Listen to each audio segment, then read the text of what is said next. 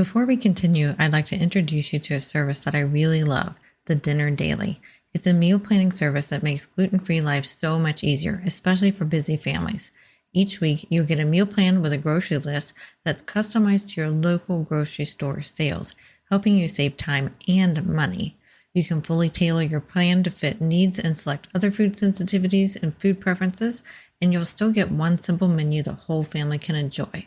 And right now, you can get 20% off a full year membership at less than $4 a month with code GFE at thedinnerdaily.com. No more what's for dinner stress, just simple family-friendly meals made for the way you eat. Now back to the show. Quick reminder before we get started on this episode. This podcast is based on my personal experiences and isn't medical advice. Today we're talking about something I didn't think much about at first, but it turns out it made a huge difference for my family's health, and that's the kitchen tools we use every day. If you've been diagnosed with celiac disease or are highly sensitive to gluten, you may need to replace the items in your kitchen. Yes, even if they look clean. I know it might sound dramatic, but once you understand where gluten hides and how hard it is to fully clean off, you'll see why this step can make a huge difference in your health. So let's get started. Welcome to the Gluten-Free Engineer podcast. I'm your host, Carrie Saunders. In 2011, I was diagnosed with celiac disease, a moment that changed everything. But I was determined not to let it hold me back. With my 2 engineering degrees, I set out to reverse engineer the gluten-free lifestyle, breaking down recipes, safety tips, travel hacks, and everything in between to rebuild a life I love. Whether you have celiac disease, gluten intolerance, or simply choose to live gluten-free, this podcast is for you. Join me each week as we simplify the gluten-free lifestyle, make it fun, and prove that you don't have to miss out on anything. Welcome back to the show. We are talking today about something that often gets overlooked, your kitchen tools. Specifically, why you might need to toss out things like cutting boards, pans, and yes, even your toaster if you've been diagnosed with celiac disease. I know it can sound very dramatic, but once you understand what gluten hides and how hard it is to fully clean off, you'll see why this step can make a huge difference in your health. So when you're celiac, even the tiniest crumbs of gluten can cause damage to your small intestine. This isn't just about avoiding slices of bread. It's about cross contact as well. Certain kitchen tools are nearly impossible to fully clean once they've come into contact with gluten. This means that even if they look clean, microscopic gluten proteins may still be hiding inside. One thing that surprises a lot of people is that gluten just doesn't rinse away with soap and water. It's a sticky little protein that clings to porous surfaces like wood, plastic, and scratched nonstick pans. Even a trace amount left behind can trigger a reaction if you're celiac, and I found this out myself as well. To truly clean something of gluten, you need to scrub it thoroughly, sanitize it many times with alcohol, and sometimes that isn't even enough, especially if there are tiny scratches or grooves where gluten can hide. That's why in many cases it's actually safer and less stressful to just replace high-risk items and have a gluten dedicated free set. Whenever I first talked to a dietitian when I found out I had celiac, one of the things she stressed was to make sure I removed all wooden things from my kitchen. It was something I hadn't really thought of, but she insisted I got rid of them. And what I also found was that nonstick items also were a problem and had little grooves and kept that gluten stuck inside. So let's do a thorough list of the top kitchen tools to replace. So I alluded to this already. Cutting boards are a definite thing you want to replace, especially wood and plastic cutting boards. They can develop grooves. That is where gluten can hide from the knife that you're using on the cutting board. And even scrubbing doesn't always get it out. It's just not very safe. So if it was used for regular bread or gluten-filled foods, it's a really good idea to start fresh. And many times you also want to be looking at wooden spoons and utensils. Along the same lines, wood is porous and absorbs whatever it touches, especially from like pasta and things containing gluten. So you need to be tossing wooden utensils that you used during your gluten-filled days before you found out you had celiac disease. Now, toasters is another thing. Crumbs are galore in toasters. As I'm sure you know if you've ever tried to clean a toaster, it is pretty much impossible to clean a toaster. You can't clean out every nook and cranny. Those gluten crumbs will stick to the sides where the toast touches, And so if you want to share a toaster, you can use toaster bags, but honestly, a dedicated gluten-free toaster is much safer because then you don't have, extra little crumbs running around. And I'm sure you've tried to clean a toaster and seen how impossible it is to clean a toaster. So when we go on vacation, we bring our own toaster, or sometimes in like a condo, like we have a Marriott vacation club. So that many times there, if we forgot that toaster, we've asked them for a brand new one, and they had absolutely no problem giving us a brand new one. And then we hid up high so our kids didn't accidentally get it, the gluten-filled toaster. Now, nonstick pans, I alluded to this a little bit ago, that it was something that was a little bit surprising and something my dietitian didn't think of at the time. I'm sure dietitians now might be thinking about this more, but at the time she didn't mention to get rid of my nonstick pans. And I kept finding that I was getting a gluten whenever I would cook my rice pasta in our old pans. And I kept trying to figure out, how am I getting this? And then I remembered what she told me about wooden items and nonstick items. And being an engineer, I know what those nonstick pans do over time is they get these little cracks and crevices in it, and it just hides the gluten. So it was pretty easy to figure out once I switched to a stainless steel pot to cook pasta in, that I didn't feel bad after that. So I knew it was the pans.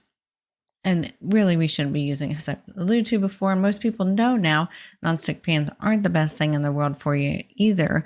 So switching to the stainless steel pots and pans is much better for our health, we found. And cast iron also can hide gluten in it too. So I want you to be very careful if you have old cast iron pans. Now, these I have found are possible to clean, but you really got to be thorough and kind of dramatic about it, and really grinding down the surface of the cast iron pan. It generally won't hurt it. Most cast iron pans are very thick. So you need to grind down the surface, get rid of, the first whole layer, and then reseason your pans, and you're probably okay. But again, use this as caution and with your doctor's advice. But I have restored old cast iron pans that were like family heirlooms, and been able to eat safely in them. And honestly, when we first did this, I would just cook my husband's stuff in it the first, say 10, 20 times, just to get, cook off, not really cook off because it doesn't really cook off, but kind of cook off as far as pull the potential little bit of remaining gluten out of the pan by cooking food in it. And he wasn't celiac or that responsive at the time. So use your own discretion when it comes to cast iron, but I do find that can be one. If you're really diligent and really careful, you can get that cleaned up for you. Now, colanders and strainers.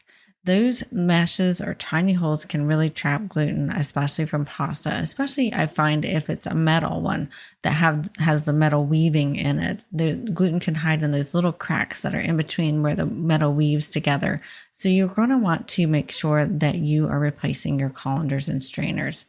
And then we also want to be looking at shared spices or condiments. We've talked about this a little bit on the podcast before, but if you have like jelly jars or peanut butter jars or mayo jars, those are really great places for gluten to hide, especially if you're in a shared kitchen, because if somebody gets some mayo out, puts it on bread, and says, "Oh, I don't have enough mayo," and then dips the knife back in to get more mayo, they've just put a little bit of crumbs back into that jar. Same thing with jelly, peanut butter, etc.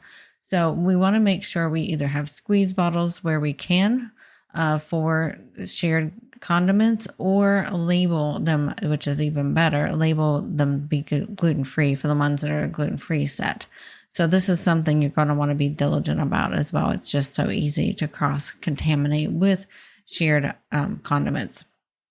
So then you might feel a little bit overwhelmed at first on getting rid of some of these things. Some might be special to you. Some might be cooking things that you've gotten down through the family, but your health is really important here. Find a creative way to either display or still have those items without using them if you're celiac. And whenever you do this kitchen reset, you're going to feel a lot better, and your kitchen is going to become a lot safer gluten-free zone for you. So I want to have you, if you have a shared kitchen, encourage you to have a designated gluten-free drawer and or shelf for gluten-free items. It's really important because even when we get items out of the dishwasher, they still have, sometimes, they don't fully clean and they've got some crumbs on them too. You can also use color-coded utensils or labels to help if you're sharing a space. Buying new pans, cooling racks, and muffin tins are very important. We didn't really go into the muffin tin thing, but if you have muffin tins, again, you're going to want to have gluten-free versions of those as well. And work on setting boundaries with your roommates or your family to make sure that they understand that you need to be safe and to keep you safe. So, and I'm sure, they will be compliant and help you out, especially if you explain the situation and they start to understand what cross-contamination is for celiacs and for those that are highly sensitive to gluten. So the more confident you feel in the space, the more happy you're going to be, and your body will thank you. It will be a lot less stressful. So take some of these steps into account if you need to, and make sure that you are safe, you are happy, and you feel good while eating gluten-free. Thank you for listening to this episode of The Gluten-Free Engineer. If you found value in this story, please share it with someone who might need encouragement on their own gluten-free journey. For more tips, recipes, resources, and even links to my YouTube channel, head on over to theglutenfreeengineer.com.